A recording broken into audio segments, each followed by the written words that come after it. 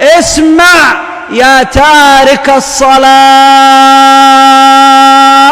لقد قال النبي صلى الله عليه وآله وسلم عن تارك الصلاة أنه في النار. إذا كانت الدنيا والأموال والمناصب أشغلتك عن الصلاة فأنت مثل فرعون الذي شغله الملك، أو مثل قارون الذي شغله المال، أو مثل هامان الذي شغلته الوزارة. فتنحذري يا تاركة الصلاة. فخلف من بعدهم خلف أضاعوا الصلاة. يقول العلماء إن الذين أضاعوا الصلاة هم الذين أخروها عن وقتها. يا ربي فكيف بحال من تركها؟